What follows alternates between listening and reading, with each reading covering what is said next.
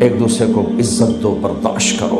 میرے نبی نے فرمایا بہترین مسلمان وہ ہے جو بیوی سے اچھا سلوک کرتا ہو، اور بیوی سے فرمایا میری شریعت میں سجدہ ہوتا تو بیوی سے کہتا خامند کو سجدہ کر۔ بہترین صدقہ اولاد کی تربیت ہے۔ پورا گھر میرے نبی نے نقشہ، ہر ایک کی قیمت بتائی۔ ماں تیرے قدموں تلے جنت، کہ کاش میری ماں زندہ ہوتی، تم دیکھتے میں کیا کرتا، میں عشاء کی نماز کے مصلی پر ہوتا، میں سورۃ فاتحہ پڑھ رہا ہوتا، ادھر سے آواز آتی میری ماں کی محمد، تو میں نماز توڑ کے کہتا لبیک اماں جان۔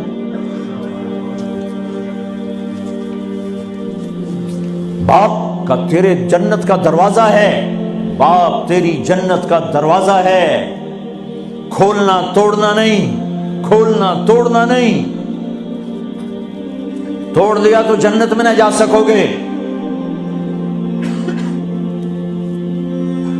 سب سے بہترین مسلمان جو بیوی سے اچھا سلوک کرے، سب سے بہترین عورت جو اپنے خامند کی منشا کو دیکھے۔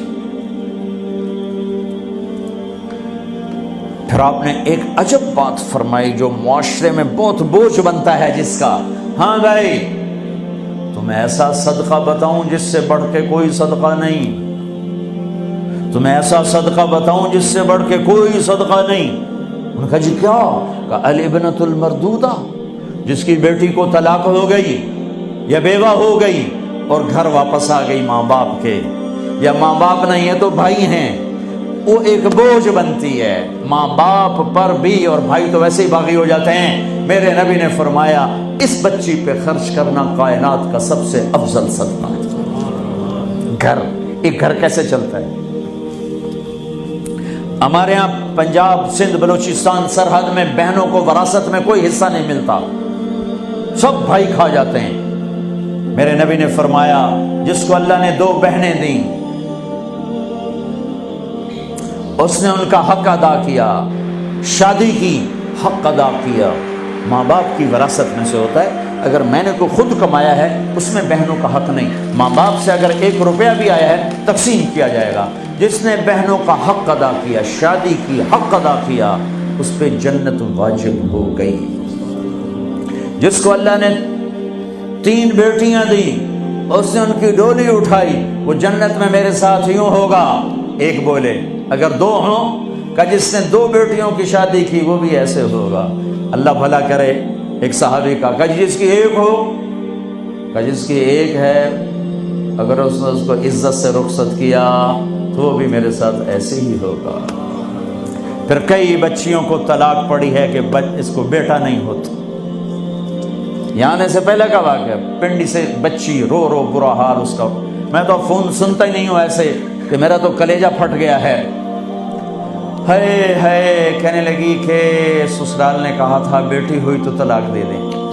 میں نے کہا اس میں میرا کیا قصور ہے، اور بیٹی ہی ہوئی اور مجھے طلاق پڑ گئی اور میں گھر آ گئی 22 سال کی عمر میں۔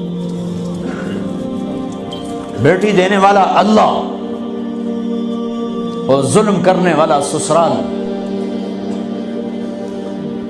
میرے نبی کو اللہ نے بیٹے دے کے اٹھا لیے، قاسم اٹھا لیے، عبداللہ اٹھا لیے، ابراہیم اٹھا لیے۔ 4 بیٹیاں دی، 3 زندگی میں اٹھا لی، زینب، ام کلثوم، رقیہ، تینوں آنکھوں کے سامنے چلی گئیں۔ فاطمہ سے نسل چلی، آپ نے فرمایا لوگوں کی نسل بیٹے سے چلتی ہے، میری نسل میری بیٹی فاطمہ سے چلی۔ اس لعنت کو دھویا۔ عورت کا کیا قصور ہے اگر اس بیچاری کو بچیاں ہو رہی؟